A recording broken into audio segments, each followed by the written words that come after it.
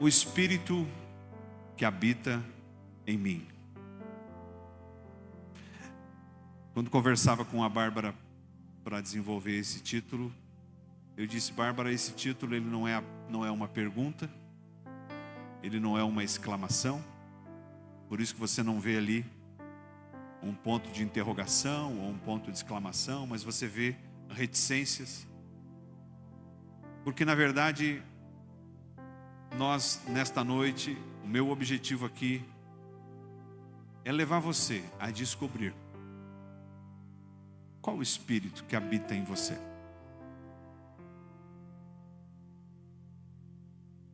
Abra sua Bíblia comigo, nós vamos ler inicialmente 3 versículos. Livro de Hebreus, capítulo 11. Hebreus, capítulo 11, verso de número 6.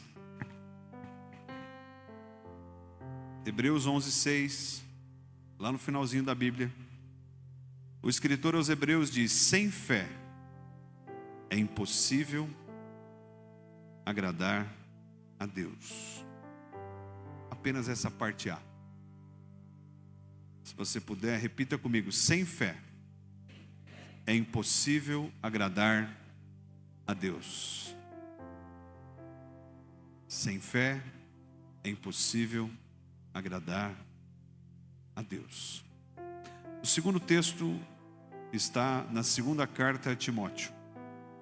2 Timóteo, capítulo 1, verso de número 7. O apóstolo Paulo escreve ao seu discípulo Timóteo uma instrução que hoje é para mim e para você. Ele diz: pois Deus não nos deu espírito de covardia,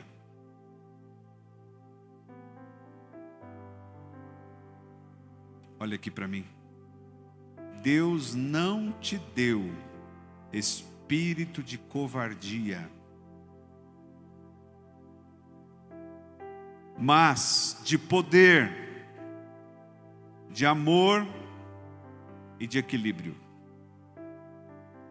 De poder, de amor e de equilíbrio. Amém? Aleluia. E o terceiro texto, livro de Provérbios, capítulo 24. Provérbios 24. Agora no Velho Testamento, mais para o centro da Bíblia, versículo de número 10. Versículo de número 10. Provérbios 24, 10. Diz: se você vacila no dia da dificuldade, como será limitada a sua força? Se você tem a sua Bíblia de papel aí, tem um marca-texto, esse é um versículo daqueles que você não pode deixar de marcar. Se você vacila no dia da dificuldade, como será limitada a sua força? Uma outra versão vai dizer: frouxos e fracos no dia da angústia têm uma força pequena. Irmãos, esses 3 textos, o primeiro de Hebreus, o escritor diz que se eu quero agradar a Deus, eu acho que aqui todos nós queremos agradar a Deus. Você quer agradar a Deus?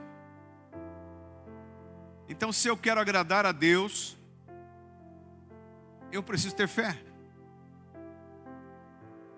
Você sabe, irmãos, que às vezes a gente esquece desse detalhe e nós procuramos em tantas coisas agradar a Deus. Talvez eu procure agradar a Deus, como disse o Edson aqui, com as minhas ofertas, os meus dízimos. Eu procuro agradar a Deus com a minha honestidade.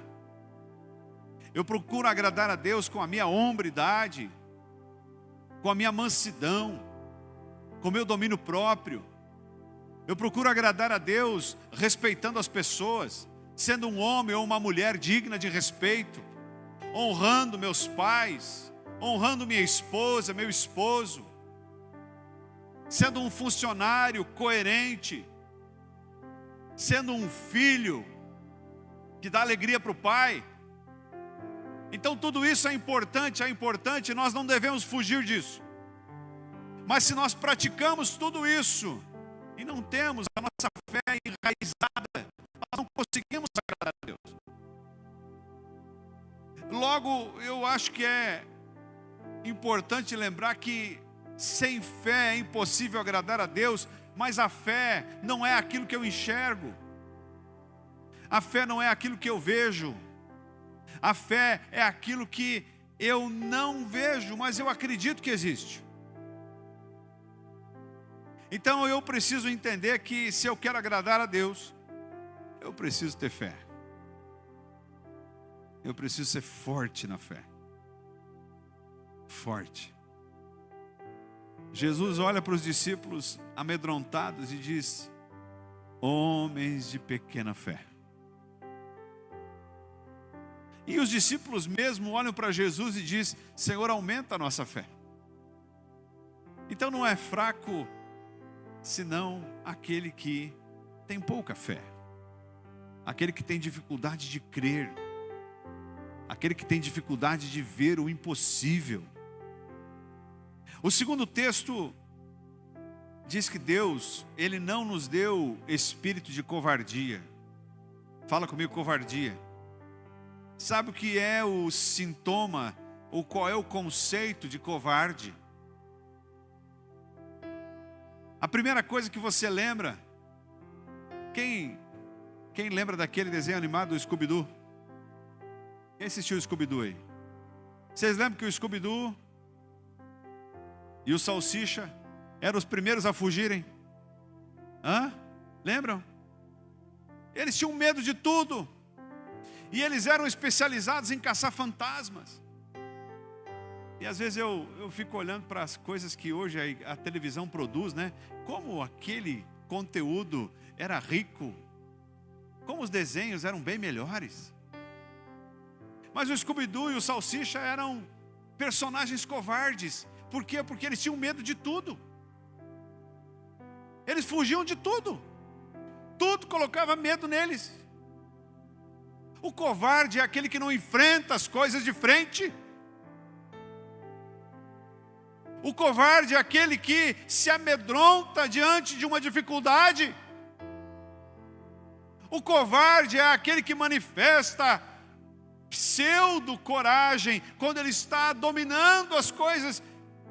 Mas quando isso foge do seu controle, quando ele tem que habitar em lugares desconhecidos, quando ele começa a perceber que as coisas fogem do normal, ele vai para trás.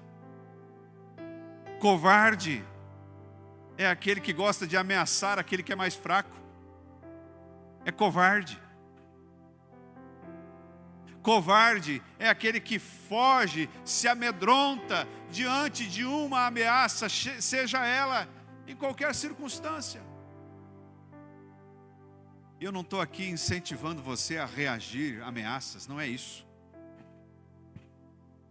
Eu não estou aqui dizendo que o homem de Deus, a mulher de Deus, é aquele que sai respondendo todo mundo, é aquele que sai agredindo todo mundo. Não é disso que eu estou falando.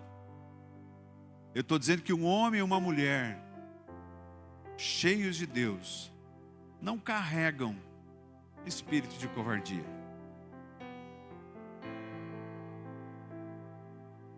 Mas, diz o texto, de poder, de amor e de equilíbrio. Então, se o espírito que eu carrego não é de covardia, mas é de poder, de amor e de equilíbrio, eu preciso entender que a junção destes três não vai me deixar um homem ou uma mulher covarde. Normalmente, nós somos amedrontados no dia da dificuldade. Nós somos amedrontados no dia da angústia. E se nós somos amedrontados no dia da angústia, nós começamos a transparecer um espírito de covardia. Deus não ama a dificuldade na nossa vida. Deus usa a dificuldade na nossa vida para nos fazer mais fortes. Eu já ministrei aqui, é como você imaginar alguém levantando um peso, fazendo musculação.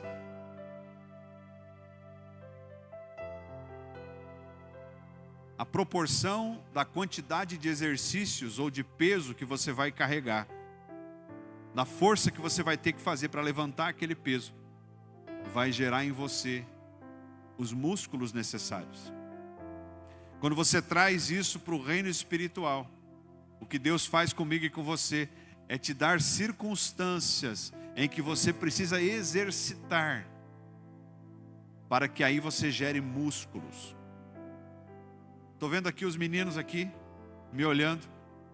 Sabe aquele dia daquela prova, que o professor marcou e você todo com medo, fala, meu Deus, e agora? Eu não sei direito esse conteúdo. Aí você fica em casa estudando. Ou então alguém te convidou para alguma coisa, tu fala, não, eu não posso ir porque eu tenho que estudar. Se aquele conteúdo não fosse difícil, se você não tivesse dificuldade de fazer aquele conteúdo, você não ia se fechar no teu quarto para estudar. Tu ia pegar, talvez, a tua bola, o teu patinete, ia chamar os teus amigos, ia fazer outra coisa. Mas não, aquele é o momento de crescimento. E vocês sabem muito bem que a gente só cresce quando as coisas são mais difíceis. Vocês concordam comigo? Se tem uma coisa que não faz a gente crescer, são as coisas fáceis. E sabe quem que sabe disso? Deus sabe disso. Deus sabe tão bem que Ele começa a apertar o cerco. Deus, Ele começa a preparar circunstâncias para dizer, eu sei que se as coisas forem fáceis, vocês vão ter dificuldade de crescer. Vocês não serão homens e mulheres fortes. Eu sei que se tudo estiver no domínio de vocês, se tudo vocês estiverem vendo, vocês não vão aprender o que é fé. E se vocês não aprenderem o que é fé, vocês não conseguem me agradar. Porque sem fé é impossível agradar a Deus.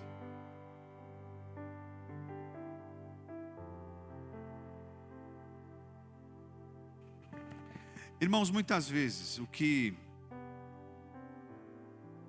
está diante de nós é uma promessa. Mas também aparece junto com essa promessa a incredulidade. E quando a incredulidade caminha junto com a promessa, é a mesma coisa que chamaram de mentiroso aquele que fez a promessa. Então, se há uma promessa, se eu olho para a Bíblia, eu vejo a Bíblia cheia de promessas, mas eu não vivo de acordo com aquelas promessas, eu sou incrédulo em relação às promessas. É a mesma coisa que olhar para aquele que me prometeu e dizer, você está mentindo. A definição de fato de quem nós somos, ela precisa estar amparada naquilo que Deus fala sobre nós. E isso, irmãos, faz toda a diferença. Tem uma versão antiga, se eu não me engano, da Almeida Corrigida, que traz um versículo de Provérbios dizendo, assim como um homem imagina na sua alma, ele é. Então muitos de nós têm a nossa imagem criada, nossa autoimagem criada, com base naquilo que nós imaginamos que somos. Ou às vezes ainda com base naquilo que as pessoas disseram que nós somos. Quer ver um exemplo? Talvez você que está aqui me ouvindo, você cresceu ouvindo teu pai te chamar de burro. E eu mesmo já pude presenciar muitas circunstâncias assim. Talvez um dia você ouviu o teu pai ou a tua mãe te chamar de desgraçado. Então você cresceu com aquela imagem, mas o meu pai falou que eu sou um burro. Aí você cresce, você vai para a escola, ou então, pior ainda, além de burro, ele ficava dizendo, você é muito feio. Aí você cresce, a vida começa a te colocar circunstâncias, começam a surgir oportunidades, e você não abraça essas oportunidades, porque você diz assim, eu sou burro, eu sou feio. O meu pai me disse que a graça não está sobre mim, eu sou um desgraçado. E você gera uma imagem com base naquilo que alguém falou para você. Mas quando você vai para a palavra de Deus, você começa a entender que o valor que você tem para Deus, ele é inimaginável. O valor que você tem, ele se compara a alguém que estava no céu e deixou o céu e veio para a terra, se fez homem e foi para a cruz. E ele está olhando para você e diz assim, você não é aquele que não vale nada, você vale muito, porque eu morri por você.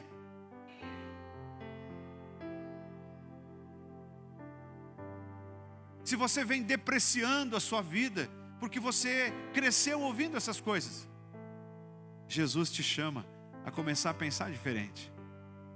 Você não é um zero à esquerda. Você é filho de Deus. Você é um homem de Deus. Você é uma mulher de Deus. Você não é esquecido. Ele não esquece de você. Não. Pastor, mas eu já fiz tanta coisa errada.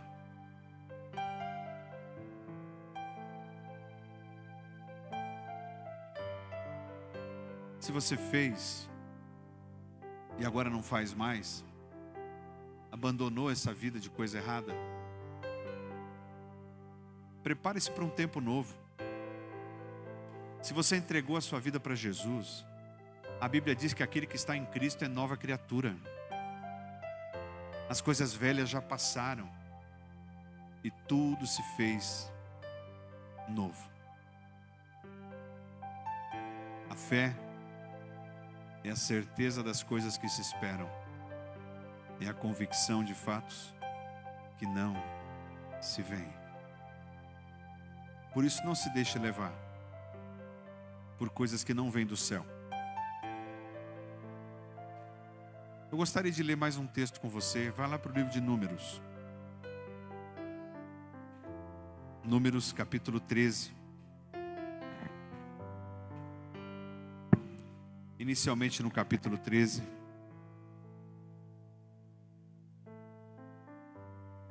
Glória a Deus. Talvez, irmãos, talvez não consigamos terminar esse assunto hoje. E fizemos no domingo que vem a parte 2. Mas não se preocupe que antes da 1h da manhã você vai estar em casa. Brincadeira. Números 13, verso 1. O Senhor disse a Moisés: envie alguns homens em missão de reconhecimento. Fala comigo, reconhecimento. A terra de Canaã, terra que dou aos israelitas. Envie um líder de cada tribo dos seus antepassados. Assim Moisés enviou do deserto de Parã, conforme a ordem do Senhor, todos eles chefes dos israelitas. Bom, irmão, quero só contextualizar, para você que já conhece essa história, glória a Deus, mas para você que não conhece, preste atenção. O povo de Deus estava preso, cativo, escravo no Egito. Deus levanta um homem chamado Moisés. Moisés apresenta-se diante de Faraó e começa a realizar os sinais, as pragas, até que na última praga, a passagem do anjo destruidor, morrem os primogênitos do Egito. Moisés consegue tirar o povo de lá, eles marcham, Deus abre o mar vermelho, Moisés estende a mão, abre o mar vermelho, eles passam o mar vermelho, eles começam a caminhar rumo à terra prometida. Eles estavam caminhando um pouco mais de 2 meses ali no deserto. Deus chama Moisés e diz o seguinte: você vai escolher 12 homens, fala comigo, 12 homens.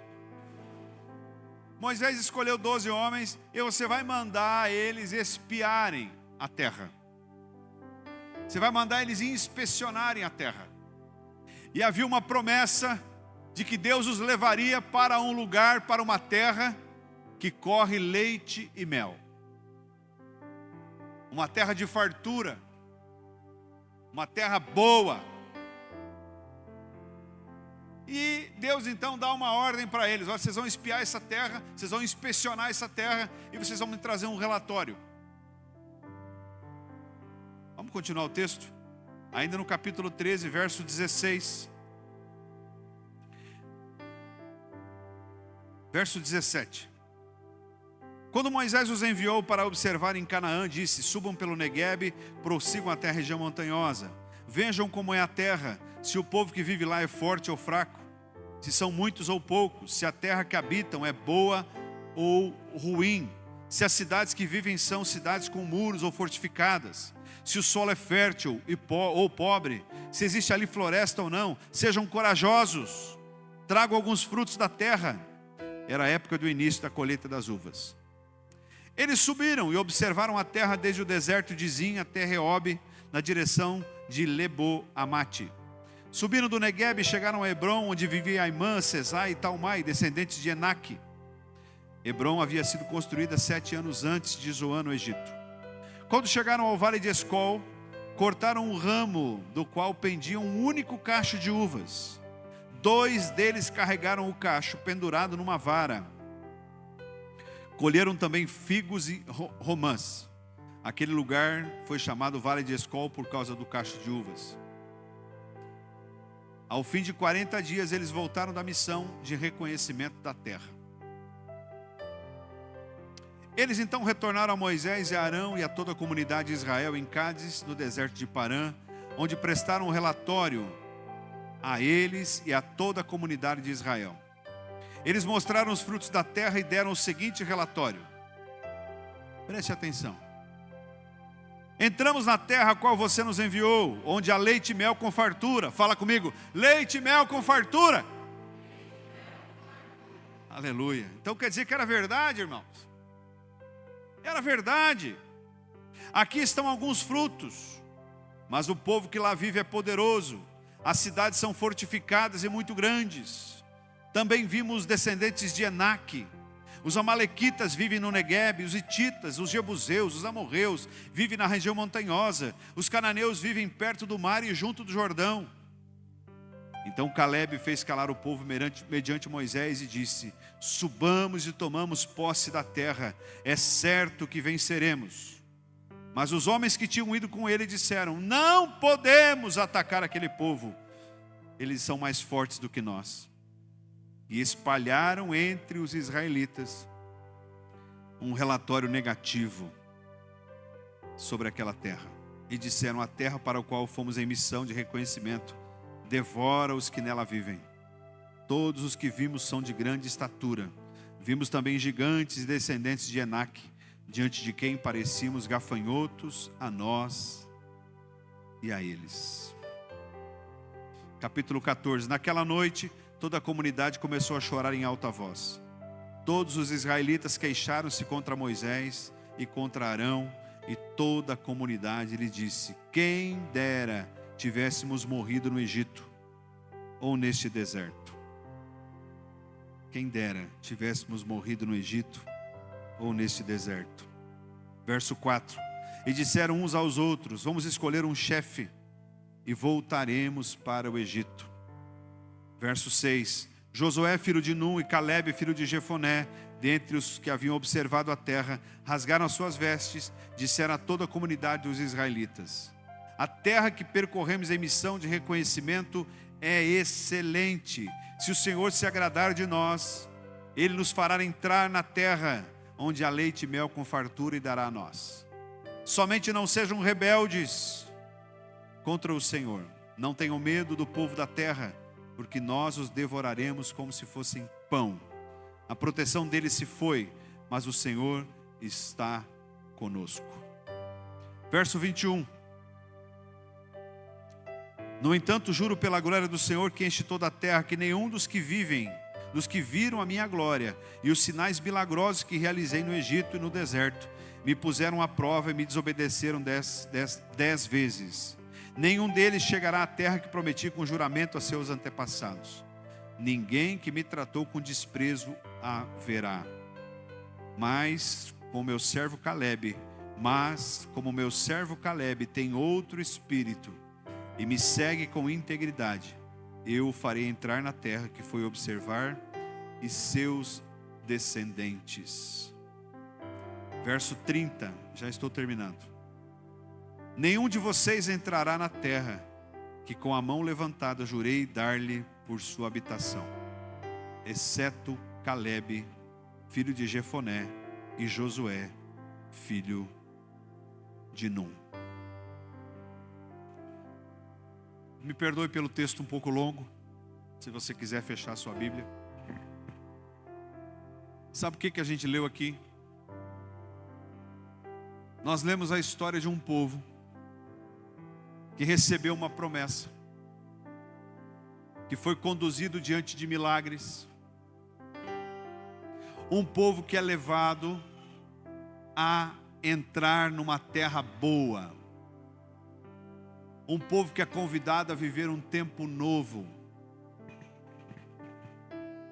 E nós vemos aqui, infelizmente, reações que não condizem com homens e mulheres que são chamados por Deus. É óbvio que você deve ter percebido que dos 12 que foram olhar a terra, 10 deles disseram: nós não podemos. E 2 deles disseram: nós podemos. 10 deles voltam da espionagem, voltam da missão de reconhecimento e dizem: realmente essa terra existe. Realmente Deus está certo. Realmente existe uma terra boa. Realmente existe um lugar que corre leite e mel. Mas lá tem gigante. Lá tem um povo forte. Lá tem inimigos que eu não vou conseguir resolver. É uma disputa que eu vou perder. 2 deles voltam e dizem: nós podemos. Nós conseguimos. Nós vamos vencer. E o verso 24 do capítulo 14, que é o verso rema desta mensagem.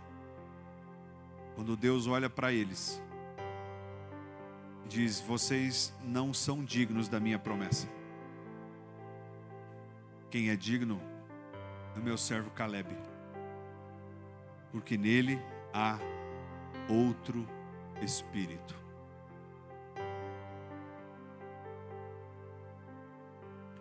Você já ouviu alguém dizer que está patinando na vida?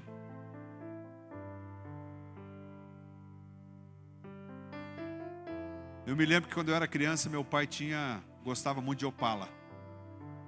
E eu até hoje gosto de Opala. Não tenho, quem sabe um dia eu vou ter um Opala de novo. Mas naquela época, eu nasci na década de 70, na década de 80, poucas ruas, estradas, rodovias eram asfaltadas. E o Opala era um carro péssimo no barro. Péssimo no barro. Por quantas vezes ficamos atolados, porque o Opala patinava, ele tinha um motor forte, mas ele não tinha preparo para o barro. Por que eu estou falando disso? Porque assim somos nós muitas vezes. Temos uma cara imponente. Nós temos uma imagem imponente. Nós temos uma palavra imponente. Nós temos uma manifestação de força em várias áreas, mas quando a dificuldade chega, a gente patina. Esse texto está dizendo que estes homens não entraram na terra. E eu quero só me adiantar aqui. Se você for ler o 15 e o 16, o texto vai dizer que daqueles 12, apenas 2 entraram. Não, de toda aquela geração, de 18 anos para baixo, ninguém entrou.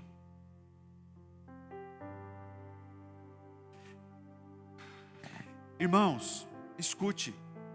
A promessa de Deus é para aqueles que ouvem e acreditam.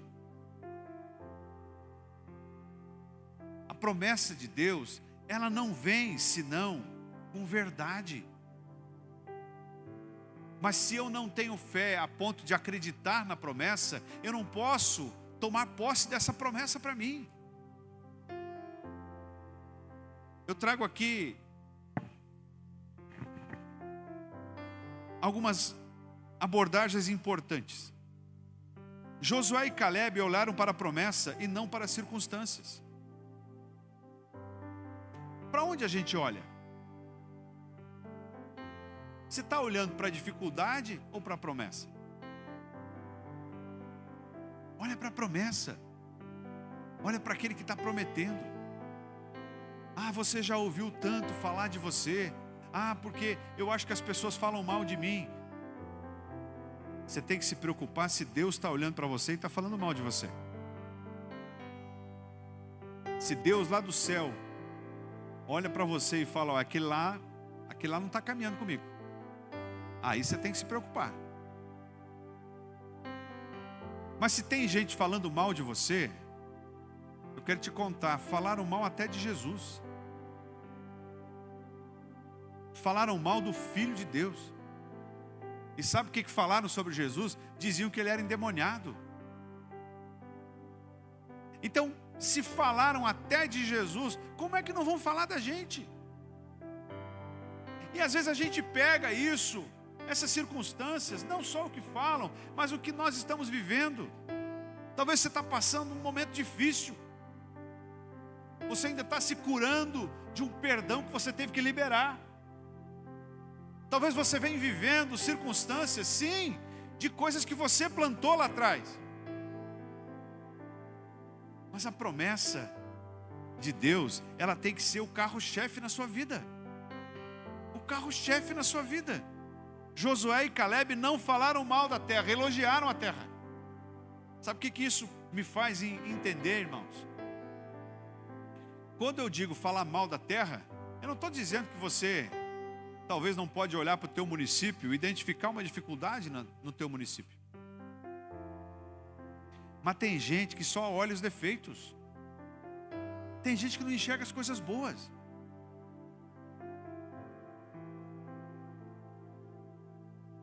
Talvez um dia você foi aquele que presenciou alguém sentar numa mesa farta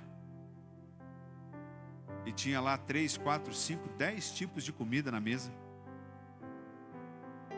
E porque a pessoa que estava fazendo o almoço, a comida, botou um pouco mais de sal ou um pouco menos de sal em um alimento,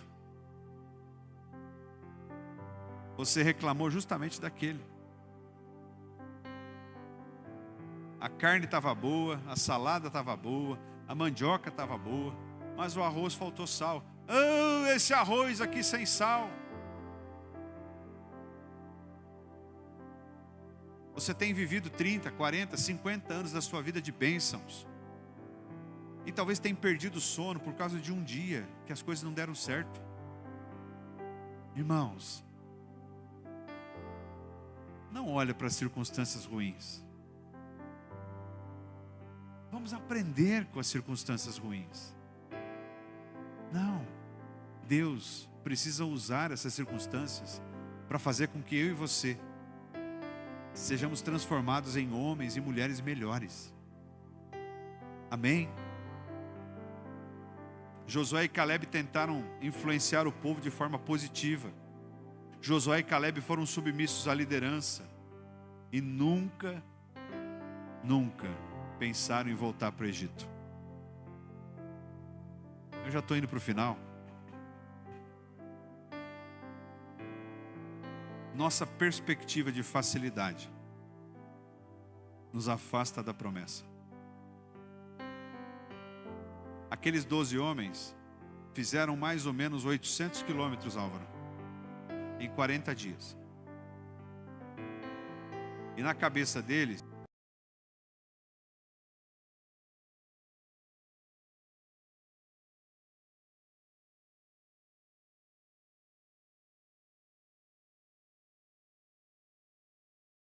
eles se deparam com o quê? Se deparam com cidades fortificadas, cidades com muros altos. Eles se deparam com gigantes. E quando eles encontram as dificuldades, o que acontece com o coração deles? Se fecha. Sabe por quê? Porque quando nós temos uma perspectiva de que tudo vai ser fácil, e de repente a gente encontra uma dificuldade, nós nos entristecemos. Eu tenho que dizer para você, na vida, inclusive na vida com Deus, nem tudo vai ser fácil. As coisas com Deus, Deus nunca prometeu na sua palavra que tudo seria fácil. Mas Ele promete, continua prometendo, que Ele nunca nos abandonaria. Você pode falar um amém? Deus nunca prometeu que seria fácil. Mas Ele promete que Ele nunca vai nos abandonar. Os nossos olhos podem nos afastar do impossível. Abre para mim, por favor. Eu quero fazer uma pergunta para você. Aqueles 10 que não acreditaram na promessa, obrigado, que acabaram morrendo no Egito, por que ficaram com medo? Por quê? Porque enxergaram. Eles não foram abençoados, ou eles perderam a bênção, melhor dizendo, da terra prometida, morreram no deserto, porque viram os gigantes. Sabe o que Deus faz com a gente? Muitas vezes, Deus nos protege de ver. Isso me ensina muito. O livro de Deuteronômio diz que as coisas ocultas pertencem a Deus. Então tem coisa que a gente não tem que ver. O que a gente tem que ver, Deus vai mostrar para a gente. Mas aí, o ser humano é curioso de natureza e vai procurar ver, vai procurar descobrir. Tem coisas que não é para nós. Descanse com aquilo que você já viu. Descanse com aquilo que você já sabe. E se Deus revelar para você, se aquilo que você viu foi revelado por Deus, é para te fazer crescer. Só isso. A nossa reação ou o nosso relatório vai determinar o nosso futuro. Não quero ser aqui profeta do caos, mas talvez nesta semana você tenha uma notícia ruim. Ou talvez nesses últimos dias você recebeu uma notícia ruim. Ou talvez você vive hoje desconfortável porque você foi confrontado com uma situação ruim. Olhe para isso como uma possibilidade de crescimento. Se o tempo ruim bater na tua porta, como lemos aqui no livro de Provérbios, se formos frouxos e fracos no dia da angústia, pequena será a nossa força. se você se abater e se manifestar com covardia, com medo, no dia da angústia, não é este o espírito que Deus te deu. Deus não te deu um espírito de covardia, mas um espírito de poder, de amor e de equilíbrio. Talvez esta mensagem aqui seja uma vacina para os próximos dias. Quando as coisas fugirem do seu controle, quando as coisas não estiverem como você imagina, isso tudo vai servir para você sair de tudo isso. Pedir o Ministério de Louvor, pode vir aqui, por favor? Duas coisas quero dizer ainda, para a gente encerrar. Primeiro, o que Deus pediu para aqueles homens fazerem? Espiar a terra, amém? Você acha que Deus não sabia o que tinha lá naquela terra? Você acha que Ele sabia? Então por que Deus pede um relatório daquilo que Ele já sabe?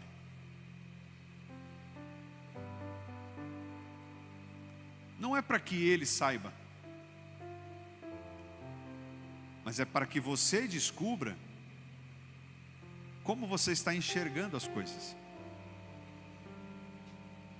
O relatório que Deus pede não é porque Ele não sabe.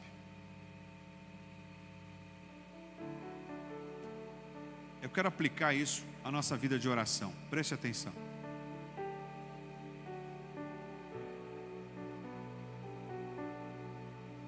Você acha que Deus conhece todos os detalhes da sua vida? Se você não acha, eu quero te informar que Ele sabe. Ele tudo vê, Ele tudo conhece. Ele sabe muito bem o que tem se passado na sua vida. Agora, quando você vai para a oração, por que você tem que falar? Quando você vai conversar com Deus, por que você tem que confessar os seus pecados? Não é porque Ele não sabe, é porque talvez você não sabe.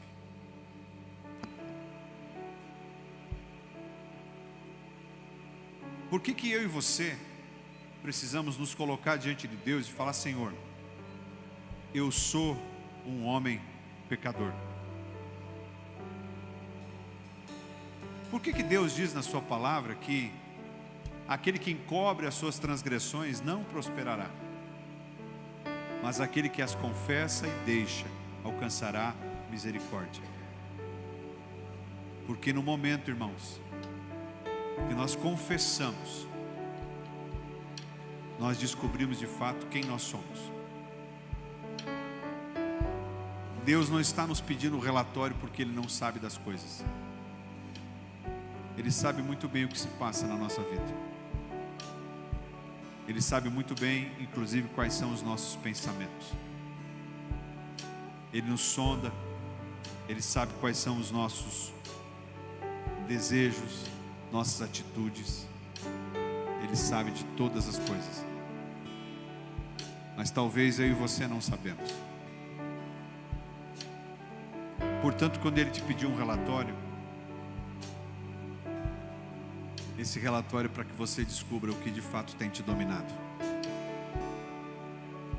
Aqueles homens deixaram a promessa para trás, perderam a terra prometida, morreram no deserto, porque não acreditaram na promessa, porque foram frouxos,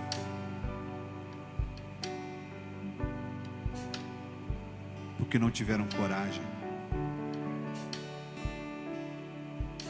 porque deixaram as dificuldades em primeiro lugar,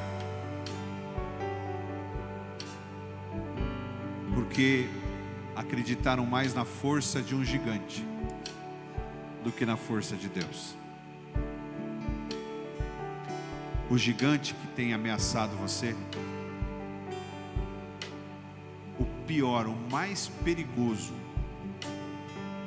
não mora fora, ele mora dentro de você. O gigante que tem tirado a tua paz, a tua alegria, a tua saúde, tem tentado destruir teu casamento, pode ser o tipo de relatório que você tem entregue.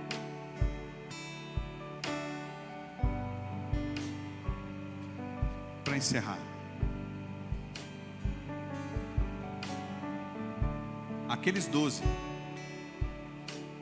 não trouxeram um relatório unânime.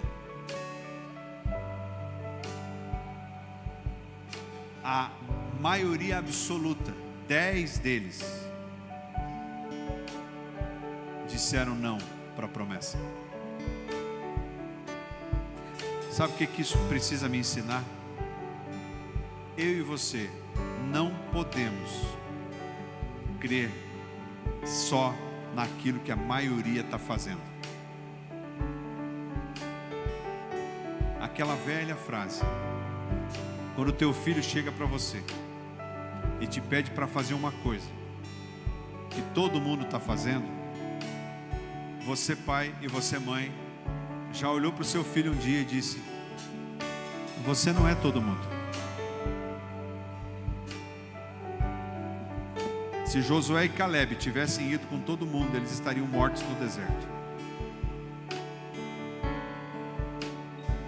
Não espere a aprovação da maioria.